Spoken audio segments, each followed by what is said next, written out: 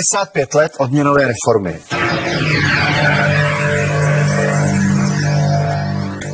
Povídání o tom, kdy peníze ztratili svou cenu. Historie CS. Dobrý večer. V nedávných dnech oživili naše obchody nezvyklým rukem. Začalo to přísunem všemožného spotřebního zboží, pečlivou a podrobnou inventurou a skončilo to psaním nových cen. Nedávné vládní usnesení, v němž byla zdůrazněna péče o zvýšení materiální i kulturní úrovně pracujících, následoval nyní čin. Snížení cen spotřebního zboží. Další radostný krok ke zvýšení životní úrovně se setkal s uspokojením všeho našeho lidu. Celá republika si vyšla prohlédnout výklady a zboží s novými cenami. Překvapení bylo radostné. Lidé však nezůstali jen před výklady. A přece to zdaleka není poslední snížení cen. Chceme dále zvyšovat kupní sílu naší koruny. To ovšem záleží především na nás samotných. Na tom vytvoříme-li svou dobrou a úspornou prací základnu pro další a širší snížení cen. Aby takových dnů a balíčků bylo čím dále tím více. Tak tohle jsou smutné peníze. Vyšly z kurzu, ztratili hodnotu. Klára Mosilová, dobrý den. Dobrý den. Vladislav Tovský, dobrý den. Co se vlastně v tom roce 53 stalo? Měnová reforma byla formálně provedena skvěle z věcného hlediska a šla přesně v logice opatření, které ten režim, který se po válce u nás dostal k moci, prováděl. Čili to byl další krok na cestě k totální sovětizaci ekonomiky a k totální centralizaci, protože majetné třídy, jak se říkalo, a tak dále, kapitalisté, kulaci a tak dále, už přišli o všechno, o fyzický majetek, vlastně o úctu, sebeúctu a tak dále, jakýkoliv kredit ve veřejnosti, nebo vlastně se to režim snažil a ještě ale furt jim v úvodovkách zbývaly peníze. A stát ještě neovládal peníze, protože peníze to je jakoby institut a stát ještě peníze neovládal jako takové. Čili tím náš stát komunistický vzal obyvatelstvu zbytek toho, co měl předtím, to znamená peníze jednak jako institut a jednak jako to, co prostě měli v bankách a tak dále. Měl nějaký důvod ten stát k tomu, nějaký tedy objektivní, nějaký, nikoliv jenom tyhle oloupit lidi o přehnané peníze? Já bych jenom řekla, ještě doplnila kolegu, jestli můžu v tom smyslu, že dotkla se všech vrstev obyvatelstva, zajímavá je ta retorika, s ní se vyhlašuje, samozřejmě útok na nepřátelé, třídní a tak dále, ale v konečném důsledku to poškodilo všechny a poškodilo to především ty, kteří vlastně ten režim podporovali, třeba do té doby podpořilo to dělnictvo, které ta strana považovala za naprosto zásadní svoji podporu. No, ekonomické příčiny měnové reformy. Fakt je, že ta ekonomika se potácela v poměrně značné krizi, zejména v letech 51-52. Ale tady byl ještě jeden problém, který jsme nezmínili, a to, že stále ještě existoval přídělový systém zásobování, zavedený v roce 1939, přesně tak, lístky na potraviny a spotřební zboží. Ten byl zaveden 1939 v září a Československo bylo poslední zemí v Evropě, kde tento systém ještě platí. Byly sice podniknuty pokusy už od roku 1949 částečně eliminovat přídělový systém, ale ukázalo se, že pravděpodobně ekonomika není připravena na eliminaci tohoto systému. To znamená, že se třeba uvolnili volný prodej chleba, moučných výrobků, takových těch nejzákladnějších potravin. A v tom roce 51-52 znovu vlastně začala restrikce, znovu se všechno vracelo do vázaného trhu a vlastně první myšlenkou vlastně, jak řešit tyto problémy, bylo právě odstranit přídělový systém. Takže vlastně tam se spojovaly dvě věci. Odstranění přídělového systému a měnová reforma. Zpočátku to vypadalo, že vlastně odstranění přídělového systému je významnější vlastně pro ty, kteří to připravovali. No a pak najednou v podstatě se stopne odstraňování riskového systému a je rozhodnuto o provedení měnové reformy.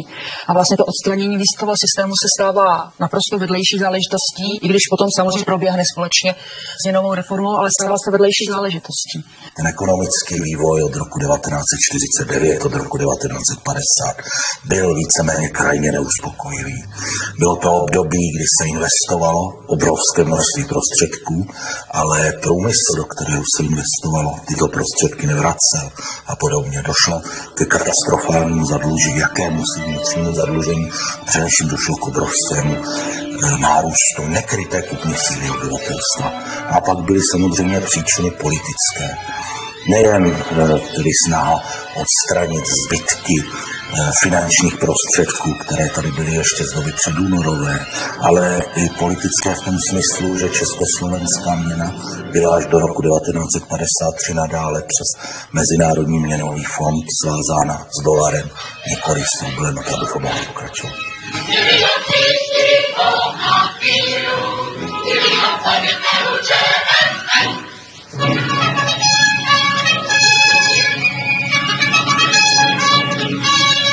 Veliká a důležitá je práce všech účastníků výstavby Ostravska. Vždyť tady stavíme základ socialismu pro svoji krásnou zemi. Na této pracovní frontě se rozhoduje veliká bitva o mír. Já myslím, že ten zlom se celé zajímavě kryje, aspoň pokud vím, ale jsem historik úplně s příchodem Nikolaje Ivanova do státní banky jako poradce. A vlastně tohle to bylo... Ty poradci byly opravdu... Tohle bylo vlastně sovětské doporučení zavést měnovou reformu, nebo peněžní reformu, jak se oficiálně říkalo, ta měna, ten měnová reforma, to je až ten termín, který se používá poté. A tady bylo správně řečeno v Sovětském svazu mázaný trh, jak tomu u nás říkal, který přidělal výzkumný systém, zmizel 47. A jediná země, snad o níž vím, že to bylo, že měla výzkumný systém ještě v době, kdy jsme měli u nás byla Korejská demokratická republika. A v Evropě snad opravdu to má vlastně nikdo. Takže čili mohli se zeptat, i válkou naprosto zdevastované Německo už odešlo od přídělového systému, zatímco jedna z zemí bloku takzvaných vítězů na něm neustále lpěla. Systémově jsme, jakoby nejsystémověji přetrvával ten systém u nás. V Německu to samozřejmě týkalo některých vybraných a tak dál komodit, ale systémově to zůstalo jenom u nás. Proč byla ta krize tady tak hluboká, ta ekonomická na začátku 50. let? Krize byla proto, že naše ekonomika skutečně rostla závratným tempem, ale 32% veškeré strojírenské výroby toho dělala armáda. Polovina investic šla do těžkého strojírenství. Vyzbrojovali jsme Varšavskou smlouvu. Jinými slovy, ekonomika rostla, nominální příjem obyvatelstva, tak to, co si fyzicky vydělali, co dostali v penězích, to, co si odpracovali v ozovkách, nebylo za co utratit. Byly tanky, kdo si koupí prostě metr krychlovej, nebo v čem se to měřilo oceli. Nikdo. Čili jinými slovy, obyvatelstvo z ekonomického pohledu nemělo kde realizovat svoji kupní sílu.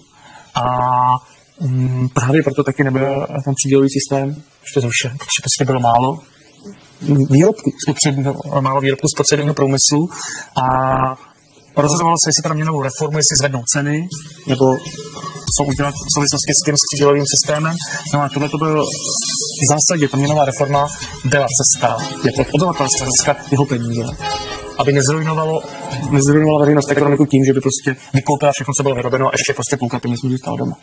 Krádež na obyvatelstvo a stát tím vlastně řešil svoje problémy, protože obyvatelstvo přišlo o nepředstavitelné peníze, k tomu se tady potom ještě dostaneme a stát tím ty své díly nelátal. Rozhodnutím o tom, že bude provedena měnová reforma, se totiž řešil nejen ten problém nekryté kupní síly obyvatelstva, prostě tím, že se umaže tímto rozhodnutím, ale řešily se mimo jiné i ty mezinárodně politické vazby československé koruny na sovětskou měnu a podobně. Čili v tomto smyslu vlastně rozhodnutí o měnové reformě řešilo nejen vnitroekonomické záležitosti Československa, ale i řadu věcí, které souvisely bezprostředně s politikou. Premiér Široký skutečně pronesl zajímavou větu, že vlastně provedením měnové reformy bude československá koruna svázána s nejpevnější měnou světa, tedy sovětským rublem. Prosím, toto vyjádření doslova cituji. O tom nebyl přesvědčen jenom William Široký. O tom byla přesvědčena celá řada tehdejších československých politiků. Jak jejich představa byla absurdní, ukázali blízký vývoj v Sovětském svazu. V roce 1953 byl nastolen kurz koruny vůči sovětskému rublu, ale sovětský rubl se vyvíjel zakrátko úplně jinak a v souvislosti s měnovou reformou, která potom byla provedena za chruščovské éry, došlo zase k úplně jiné změně. Navíc sovětský rubl byl měnou, která patřila mezi měny, které nebyly volně směnitelné. Ten fungoval pouze tedy na teritoriu Sovětského svazu a, řekněme vnuceně, fungoval na teritoriu sovětského bloku v těch ostatních vazalských zemích. Sovětský rubl ovšem nebyl měnovou jednotkou, kterou bychom mohli jakkoliv označit za sovětské peníze, za světové peníze. A uvědomíme-li si, že Československo i v 50. letech bylo stát, který byl prioritně orientován na export svojí průmyslovou výrobou, tak o to tragičtější kolorit, tohleto svázání koruny s rublem přirozeně muselo být. Prosazením svých zlepšovacích návrhů splnil soudruh Svoboda původní normu na 3900%. Kmin začal normu zpevňovat. Celkem o 53%. Využil času, který svým zlepšovacím návrhem ušetřil. Přibral si 2 další stroje na vrtání děr do podbytku. To, co dříve dělali 3, dělá sám. A znovu zpevnil normu o 25%. Přestože zpevnil normu už několikrát, vydělává 3krát více než předtím. Ví, že naše vyšší životní úroveň závisí především na zvýšení produktivity státu. Svazák Svoboda je příkladem pro nás pro všechny. Jakým poměru se ty peníze měnily? No, to bylo velmi různé, to záleželo na tom, o jaké peníze se jednaly, to znamená do 300 korun to bylo 1:5, to byla taková ta základní částka, kterou si potom od toho 1. června od pondělka mohli lidé vyměnit. Já skáču do řeči, já jsem někde četl, že takzvaní vykořisťovatelé, kteří měli zaměstnanci, si to snad tam měnit nemohli takhle. No tak byla tam určitá opatření, v podstatě pokud se týkalo takzvaných vykořisťovatelských tříd, tak tam vlastně oni potřebovali potvrzení z Národního výboru. Jestli mohou vyměnit ty že si mohou vyměnit, ano, že si mohou vyměnit peníze. Byly tam určité restrikce vůči československým občanům německé národnosti, tam dokonce to šlo až za hranice zákonnosti, že třeba v Českém Krumlově velitel STB a myslím předseda okresního národního výboru jim zakázali výměnu peněz vůbec. Jo, takže to potom projednávalo se dokonce v nejvyšších stranických kruzích, protože to už byla nezákonnost úplně flagrantní a jako přesahovalo to všechny meze. Takže to takto to bylo. No a pak ta základní byla 1:50. Samozřejmě to je právě ta, co to rozumí, velká peněžní loupež, ale jako já si myslím, že tam hlavní byly vklady třeba. Jo, tam se anulovaly vázané vklady, to všechno vlastně ten stát od svých občanů získal.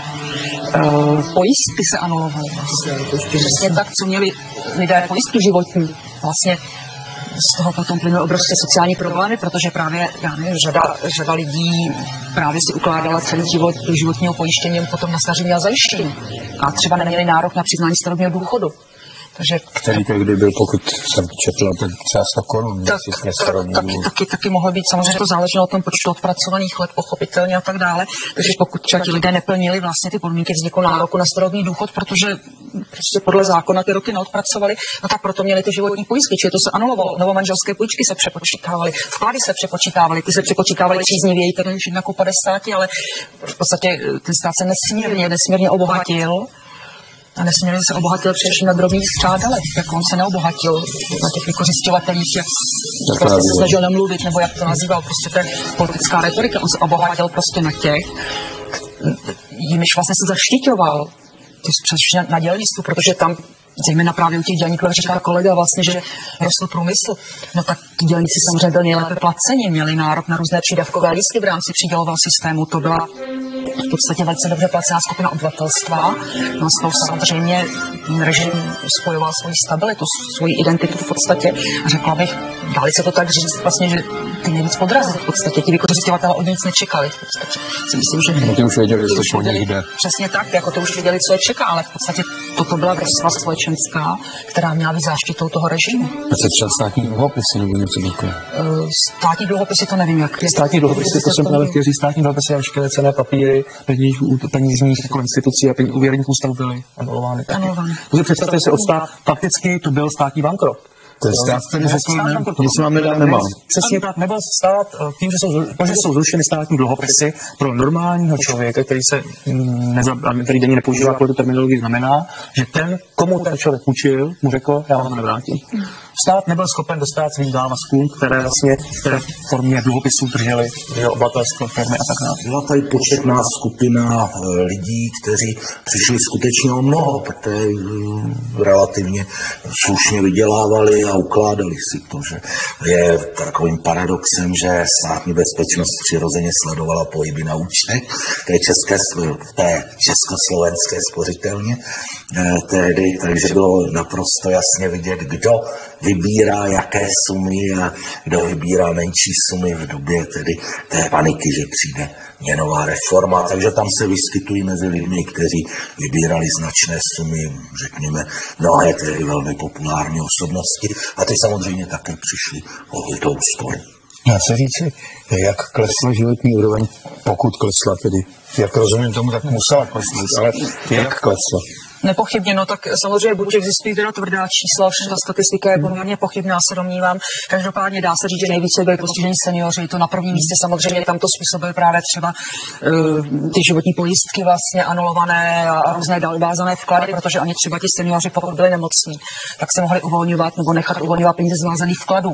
Jo, prostě zdravotní stav, vzdělávání dětí, to byly důvody, proč se mohli uvolnit peníze, ale to oni zatrhli už na jaře. Ještě dávno předtím, než vlastně ta reforma odstartovala, tak už na jaře byla zakázána výplata z vázaných vkladů.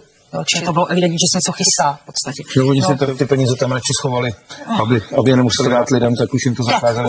Už na jaře jim to zakázali vybírat právě a to teď se týkalo třeba invalidů. Ti si taky mohli uvolňovat právě prostředky z vázaných vkladů, pokud tam teda nějaké prostředky měli, tak to byla druhá kategorie, nejvíc postižená a teď v podstatě neměli šanci vlastně nahradit ten výpadek.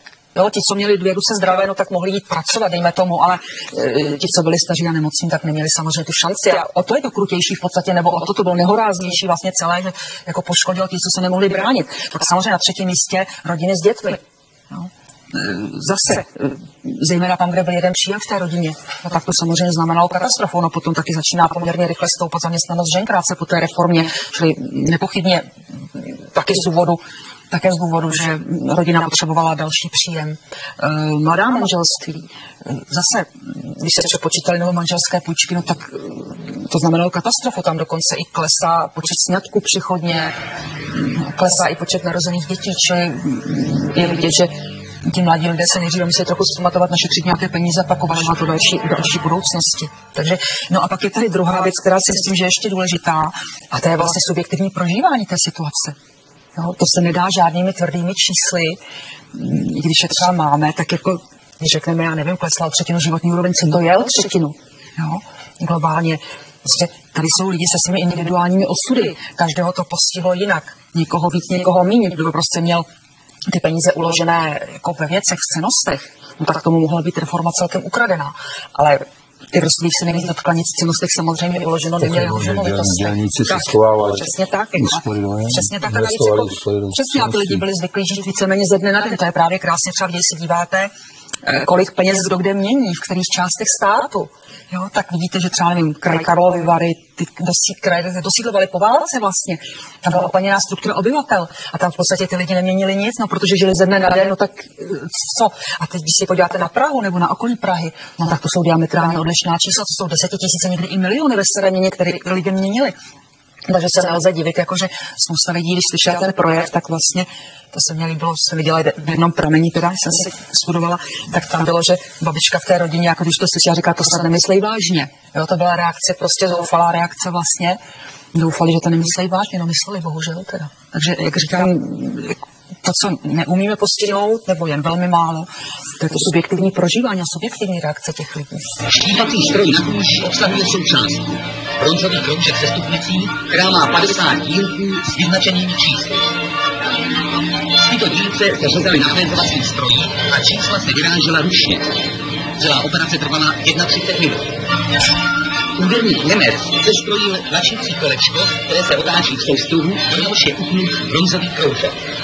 Tím provede listy i čísla současně, a to v době 25 vteřin. Tímto zlepšovacím návrhem splnil normu na 9300%. Úspěšnému úderníkovi blahopřál kromě ostatních také náměstek ministra průmyslu dr. Holý. Nejdramatičtější reakci na měnovou reformu samozřejmě lze hledat vlastně především v těch vrstvách dělnických. Tam byla největší koncentrace obyvatelstva na těch pracovištích a podobně.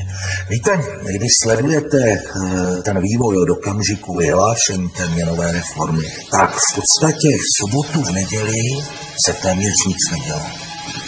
Byla plná kina, lidé vykupovali to, co mohli, ale obchody byly už téměř zavřeny a pokud zavřeny nebyly, tak byly totálně vykoupené. Peníze se utrácely po barech, hospodách, prostě tam, kde se dalo ještě utratit tyto peníze. Byly vytvořeny jednotné maloobchodní ceny, předtím nebyly, byly jednotné maloobchodní státem stanovené ceny, ty byly zhruba, uvádí se na dvojnásobku té reálně, na dvojnásobku té předměnové úrovně, uvádí se, že prostě, když jste měl hotovost, tak jste přišel asi ve finále o nějakých 81% hotovosti, ty vklady přišel jste o asi 40%, to jsou, aspoň v tomto řádu se pohybujeme. Ono si také říká, že jak byl úmysl státu, tedy jeden z úmyslu, kromě toho ožebračit lidi, získat ty peníze, které bylo údajně mnoho, takže se to vlastně ani nepodařilo, protože značná část lidí peníze neměnila vůbec. Je to pravda? Existuje dokument poměrně zajímavý, které je zpráva o provádění měnové reformy. Tam jsou globální čísla. Já si myslím, že se nedalo postihnout. Je otázka, nakolik jsou spolehlivá, nakolik co kdo měnil. Jako fakt je, že jsem se setkala, měnili miliony, třeba 3,5 milionu vlastně v té staré měně. Těžko soudit, je pravda, že oni se lidi snažili samozřejmě všechno ještě utratit v restauracích. To jsou známy zase z pramenů zmínky, že se třeba poprali v restauracích o místo, nebo že se poprali automatu Vaška na příkopě o místo ruských vajec, kterou přinesli na pult. Snažili se kupovat alkohol, to byla poměrně drahá záležitost, tak se snažili kupovat alkohol, to pak taky zatrhli samozřejmě. V restauracích se nesměl prodávat alkohol do zásoby nebo do mutevy. Čili alkohol byl investice v tu chvíli. V tu chvíli byl investice, ano. V tu chvíli byl investice. Všechno byla investice samozřejmě, jenomže problém byl, že to bylo v pátek, to znamená, bylo otevřeno v sobotu a jako nedalo se moc utratit, jo. Navíc ty prodejny se nezásobovaly těsně předtím. Navíc platil stále lístkový systém, takže přísně za to jste si mohl koupit vlastně jenom to, co jste měl zbytek těch lístků. No. To bylo promyšlené do detailu. Promyšlené do detailů, akorát co nepromysleli, byla ta reakce bouřlivá. Jo. A to bylo tím, že vlastně připravili o peníze právě ty, kteří si naspořili v roce 48. To znamená, které nebylo možno spojit s jakousi reakcí, s novinářím, nepřítelem a tak dále. Řada těch lidí mám pocit, že neznala ještě principy té měnové reformy. Ono to sice vyšlo v dlouhém článku v tehdejším tisku, tisklo to Rudé právo, že nicméně zkuste si přečíst materiál, který z dnešního pohledu mohl být 15stránkový a ještě naplněný relativně odbornými měnovými termíny. A teprve ve chvíli, kdy ty lidé se začali v to pondělí dostavovat do těch výměnných středisek, najednou zjistili, že jejich peníze jim nestačí ani na to, aby se dopravili na svá pracoviště, že prostě nemají v tom kurzu 1:50, že nemají na jízdenku, že dělníci nemají na to, aby si ráno koupili tedy snídaní v těch zařízeních stravovacích na závodech, tak tam začala růst určitá nespokojenost. Navíc do toho zasáhly takové události, že některé podniky nevyplatily, ač to vláda nařídila, zálohy, a teď vyplatili celé výplaty. Nerozložili to na zálohu a výplatu. Ale tu výplatu jako celek už vypláceli v tom nejhorším kurzu 1:50, což začalo budit tedy obrovskou nevoli. A navíc lidé se dostavili tedy na ta pracoviště a ta nespokojenost vybuchla. A to je vlastně to pondělí od rána, kdy si toto lidé začali všechno uvědomovat a byli konfrontováni, teď už jaksi natvrdo, nejenom přes ten papír, nebo nejenom přes ten poslech tehdejšího československého rozhlasu, který vysílal ten projev Viliama Širokého, tak byli konfrontováni s tou tvrdou realitou. Jak teda reagovali občané? No, v podstatě už vlastně v tu sobotu večer, potom neděli tím, že vyšli do ulic a sdělovali si své dojmy. Tím to vlastně začalo a pak už v neděli ještě se měly konat schůze, které svolávala KSČ na venkově a v pondělí něco podobného se mělo dít v podnicích. No a tak svolávali schůze na venkově, na kterých měla být veřejnost seznámena samozřejmě s tím, proč měnová reforma a co to bude mít za důsledky. Ty schůze se někde sešly, někde nesešly. Máme zachovány situační zprávy, čili lze spolehlivě, abych jenom takovou perličku z jedné situační zprávy, která je, myslím, naprosto vypovídající. Stalo se to v Uherčicích na Lounsku a ten instruktor, který tam byl na té schůzi, tak hlásil, že schůze se nesešla v této obci, že členové výboru KSČ odjeli na společný výlet z Kulaky. Takže to je... I to se dělo, společný výlet z Kulaky. Kulaky nadávat na měnu. To už tam nebylo. Tam bylo jenom řečeno, že odjeli na společný výlet z Kulaky a veřejné pohoršení nebudilo ani tak, že odjeli na společný výlet, ale s kým odjeli na společný výlet. Tam budilo největší pohoršení právě ti Kulaci. Tam byli zmíněni tedy, že prostě nemůže člen KSČ jezdit na společný výlet z Kulaky a rozgerech hned, když se taková důležitá věc koná. Ale zajímavé bylo, že na tom venkově to proběhlo poměrně v klidu. No přece jenom ten venkov vypadal úplně jinak. Tam vlastně byla kolektivizace, tam horko těžko, každý věděl, co se bude dít nebo co se nebude dít. A tam to bylo klidnější. Potom teda v pondělí, když začaly schůze v továrnách, no tak to teprve potom nastal rachot, protože tam byli ty lidi, které ta reforma připravila o peníze. Když to na tom venkově ta kolektivizace už vlastně jako by z velké části proběhla, ta první fáze taková ta tvrdá ostrá, tak tam ty lidi neměli iluze, ale jako v těch fabrikách ty iluze měli v podstatě. Jo, a tam teda potom začal rachot a tam takové, já nevím, dokonce zase takovou další zmínku, že dokonce nositelka řádu práce protestovala proti měnové reformě a pravila, že je to jako kdyby zemřel někdo blízký, protože jí vzali peníze. Já myslím, že to vyjadřovalo obecně mínění těch lidí. To znamená, jako na těch ulicích v sobotu, v neděli se nedělo celkem nic, to se spíš právě lidi jako snažili pojíst v restauracích a tak dále, jenom aby utratil tu znehodnocenou měnu. Ale no nejhorší nastalo v to pondělí, jak teda přišli těm suploři do továren, zejména v těch strojírenských podnicích právě Plzeň, Strakonice, Velešín a tak dále. No, tak tam teda někdy se ani tu rezoluci nepodařilo přijmout. Často se říká, že první bouře proti komunistickému režimu byly v Berlíně půlce června 50. To bylo dřív. Jo, tohle se moc času neuvádí, to nebylo ještě dřív. Jo. Pokud jde o ty stávky, tak se odhaduje, že šlo více než 120 stávek, které zasáhly vlastně ten československý průmysl. Byly nestejné kvality a kvantity. Samozřejmě někde stávkovala jedna dílna, ale někde stávkoval celý závod. Taková špička toho odporu obyvatelstva byla ovšem koncentrovaná do několika měst, kde tyto stávky a diskuse evidentně přerostly v rozsáhlé demonstrace. A nejznámější takovýto případ je vlastně Plzeň, kde došlo k celé řadě dalších událostí a to obyvatelstvo, demonstrující na chvíli ovládli dokonce i část státních úřadů. Ale nebylo to jenom Plzeň, ta Plzeň je nejznámější. Celý to vzniklo protože asi 4 dny, když se ve Škodovce vyplácala záloha, jo, a normálně lidi měli brát třeba na zálohu 2000 a dobírku třeba 8000, protože tehdy byly ty výplaty 80 000, jo, tak oni na zálohu místo 2000 dostali třeba 6000, jo.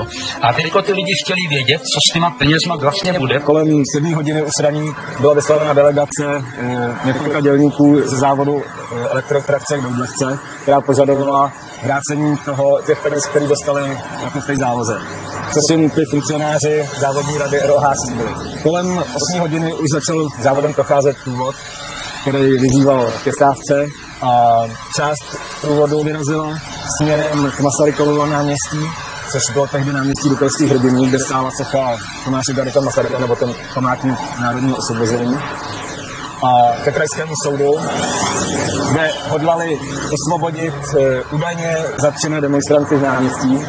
Nějak se tam objevil hranol, tady kus dřeva, vyrazili vrata, vnikli do soudních budovy a z kancelářů zase vyhazovali spisy, taláry a tak dále. A za zpěvu hymny prostě spisy pálili. No ale z druhé strany tam byli připraven zase STKáci a pohraničníci. A začali pomalu a jistě, protože tam byl zároveň kriminál, tam ta soudní vazba, začali je pomalu a jistě zatýkat. No tam skončil vlastně první část toho povstání. Před radnicí na náměstí Republiky došlo ke 2 největším demonstracím, které ten den tady proběhly. První byla kolem 10. hodiny dopoledne, kde se tady shromáždil dav podle oficiálních odhadů 3 až 4 tisíc lidí. Většinou to byli dělníci právě ze Škodovky, který někdy kolem 10. hodiny vtrhli do radnice. Impulzem k tomu bylo to, že jeden z příslušníků státní bezpečnosti vytáhl v tom davu pistoli a pak před tím rozhořeným davem se musel ukrýt v té radnici. Zhruba po půl hodině se povedlo pořádkovým silám ty demonstranty z radnice vytlačit. Mezitím ovšem oni částečně zdemolovali zařízení, vyhazovali z oken busty státníků tehdejších. Na radnici se schazovaly obrazy Gottwalda, Zápotockého a různých pohlavárů bolševických. A zajímavé na radnici bylo to, že mezi námi byli dělníci v úplně nových montérkách. Nějak jsme tomu nevěnovali pozornost, ale za 3 dny, když mě zatýkal estébák, tak jsem se na něj podívala a okamžitě jsem poznala, že je to týž muž, který vedle mě stál v těch čistých montérkách. Na Dukelském náměstí se shromáždili Plzeňané před pomníkem národního osvobození. Toto sousoší bylo jádrem pro další demonstrace. K Masarykovou pomníku prostě šli herci z divadla, který udělali takovou nějakou jako truc demonstraci nebo proti demonstraci, jo, a odstraňovali Masarykův pomník, že jo. Přehnali z technických služeb autoježák, který ten pomník utrhnul a odváželi ho do Škodovky prostě na rozkladení. Přišli jsme druhý den ráno do práce, no a oni převlík jsem se do Madračička, najednou tam vtrhla milice a už to lítalo. Rá, bum, packa, kopanec. Prostě packovali mi tak nepříčetně, že takhle lítala za mnou. K obdobným rozsáhlým demonstracím došlo v Praze, především v jejich okrajových centrech, v Karlíně, kde došlo k tomu, že kordony milicionářů a policistů zastavili průvody dělníků, kteří směřovali do centra města. Dále k tomu došlo v Ostravě, v Bohumíně, kde demonstranti obsadili vlakové nádraží, v Orlové, kde se jim na chvíli podařilo vlastně ovládnout rozhlas jedné ze šachet. Došlo k tomu ve Strakonicích.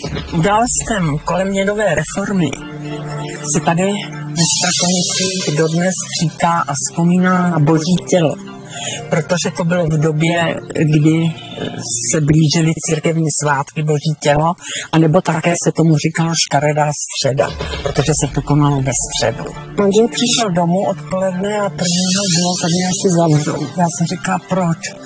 No, byla stávka ve Zbrojovce, já jsem si tam vzala slovo, ty to určitě takhle nenechají. No a 2. června ráno ve 4 hodiny přišla bezpečnost a manžela zatkla. Já jsem se ptala všude možně na všech institucích, aby mi řekli, že manžela odvezli, ale kde je? Každý jako krčil rameny a řekl, že neví. No a pak se přihodila taková událost, že švagrová bydlela v domě, kde bydlel jeden pán, který potom hrál velkou roli v celém tom procesu. A já jsem tam šla jednou něco vyřídit švagrové a kočárek s dcerou jsem nechala dole a honem jsem vyběhla nahoru to vyřídit a rychle jsem se vrátila a když jsem přišla zpátky, tak nad kočárkem stál pán a já jsem k němu přišla a on říkal, to je vaše dítě, jenom se tak na mě směje a já jsem se na něj podívala a říkala jsem, pane prokurátore, ona se směje, protože neumí mluvit, ale kdyby uměla mluvit, tak se vás zeptá, kde má tátu. A on říká, no jak to? Já jsem říkala, já jsem Kulová. No on se zarazil a podíval se ještě do toho kočárku, no a to mimino se na něj třepalo, klepalo ručičkama a smálo se a on říkal, tak jděte do Budějovic a teď mi jmenoval toho prokurátora, já už jsem teda zapomněla to jméno a řekněte, že vás posílám a on vám řekne, kde manžel je. 28. listopadu převezli manžela z Budějovic do Písku a tam měl soud, který byl tajný, naprosto nepřístupný veřejnosti. I když předtím u všech výslechů mi říkali, že až bude soud s manželem, že to bude veřejné, pozváni budou pracující ze všech továren, aby se dozvěděli prostě, co všechno manžel dělal, jakou protistátní činnost a jak pracoval proti republice. No a nakonec byl odsouzený v Písku, tajně, nebyla tam ani noha. Byl odsouzený na 18 let, ale celkem tam byl 7 let. Takže se vrátil, zavřeli ho v roce 53, 2. června a vrátil se v roce 1960 na amnestii prezidenta republiky, která byla v roce 1960 pro politické vězně. A dcera chodila do 1. třídy. A než měl přijít, tak se mě ptala, jak mu má říkat, jestli táto nebo tatínko, nebo jak. Protože ho znala akorát z těch návštěv. Za tím katrem, když jsme stáli za tou sítí, tak co si to dítě mohlo pomyslet, to nevím. 36. výročí Velké říjnové revoluce byl v Plzni odhalen pomník Josefu Vissarionoviči Stalinovi. Na slavnostním aktu promluvil prezident republiky Antonín Zápotocký.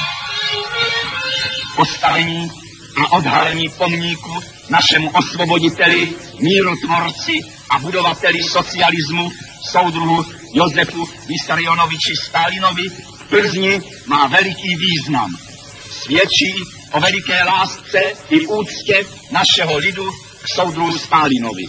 Je znakem našeho nerozborného přátelství a spojenectví se Sovětským svazem.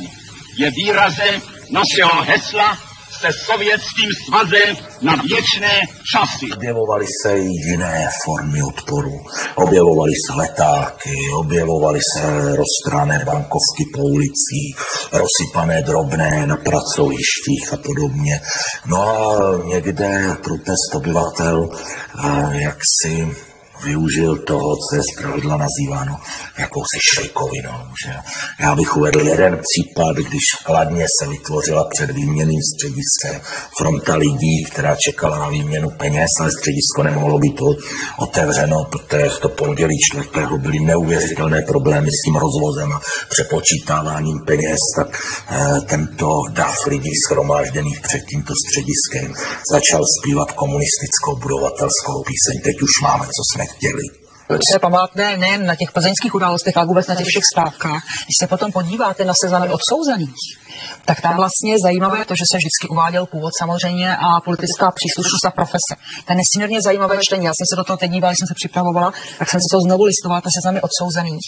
A vlastně tam vesměs 90% mezi nimi tvoří lidé, kteří byli v uvozovkách oporou toho režimu.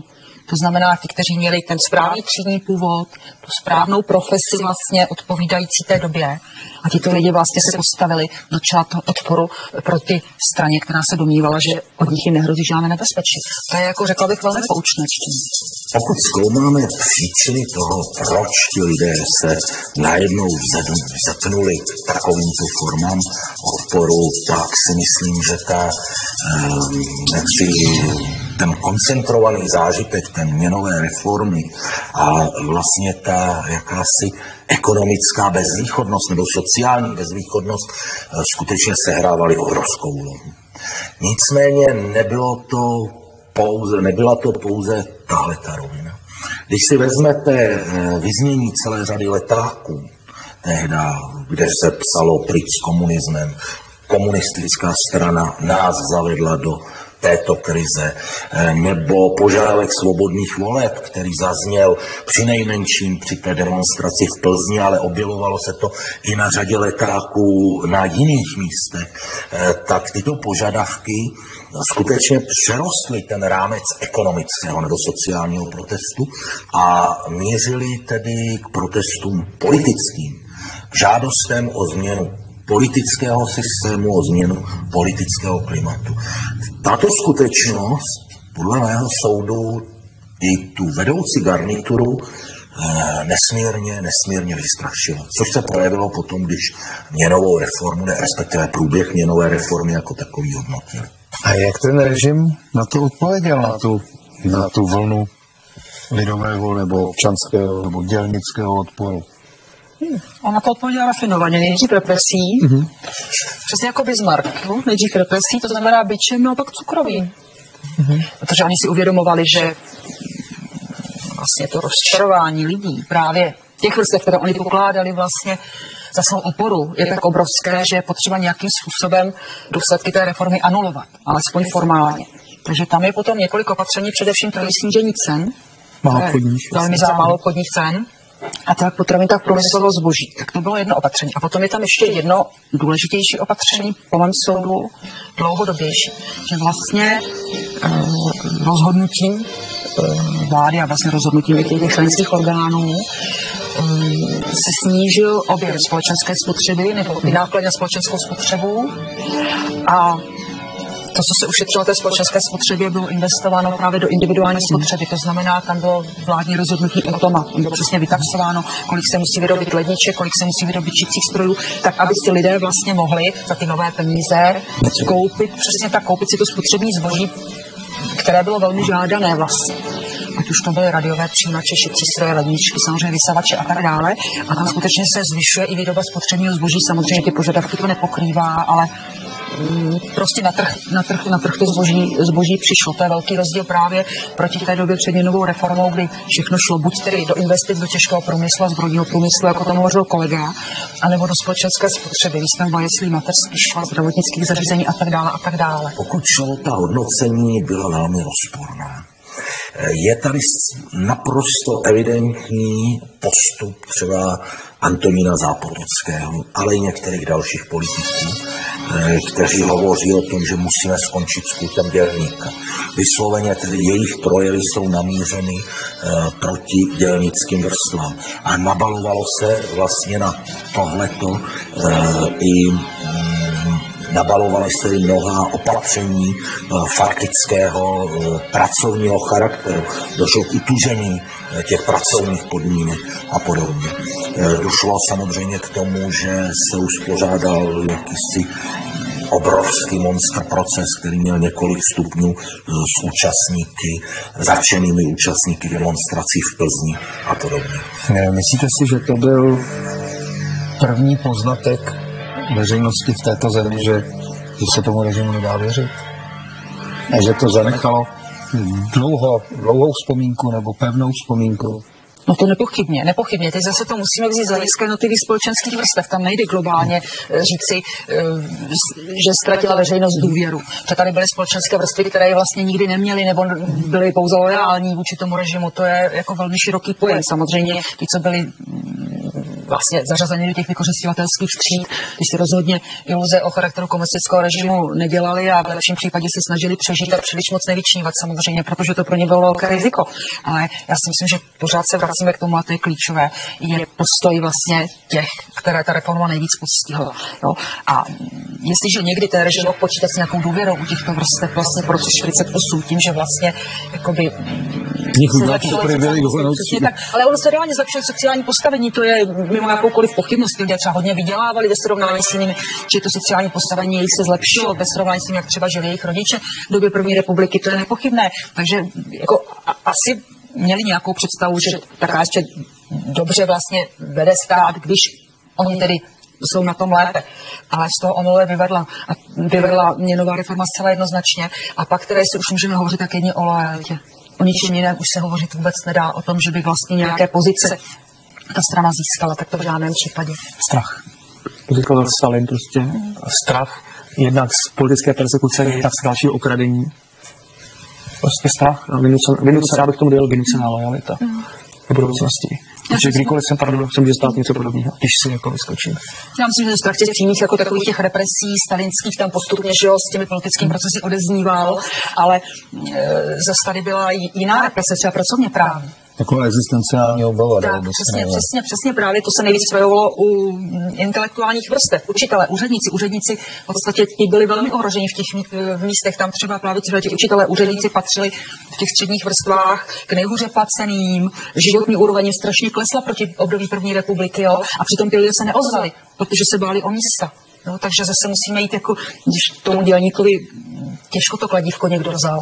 Zvláště v ekonomice, která byla vlastně zaměřená na výkon především strojerecká v zbrojním průmyslu, no tak kdo vám vezme kladívko? Ale bohužel tu židli teda v kanceláři, to už byla složitější situace. Moje raná vzpomínka z druhé poloviny 70. let, jsem byl ještě docela malý chlapeček, tak jsem chtěl pro rodiči koupit nějaký prostě drahý auto, drahovečku. A jako rodiče to je vyloučeno a tak dále. A babička se mi strašně zastávala, teď to je dneska na dvoře. A v pohledských vozácích hlavičku a bordu. A že mojí mamince říkala, přijde mě dá, co s tím peněz zabají dělat, aby mi to koupili. Jo? Čili prostě to zůstalo, tam termín měna, jako taková jako akce nějaká, tomu si pamatuje každý do té doby žil a kdo tu dobu vůbec nezažil, žil poprvé. Takže skutečně jako to z nedůvěry hodně stát. A pokud si vzpomenete, když se podíváte do materiálu, které z doby, kdy byla připravována odluka po oddělení České a Slovenské republiky, tak to byl jeden z velice důležitých faktorů, který se bral v úvahu. To, jestli tomu veřejnost bude věřit nebo ne. Protože prostě to byla měnová reforma. A termín měnová reforma byl před rokem 53. Takže to je všechno o měnové reformě. Děkuji, že jste přišli do naší besedy. Děkuji. A vám divákům děkuji, že jste se dívali. A příště zase u Historie.cz. Dobrou noc.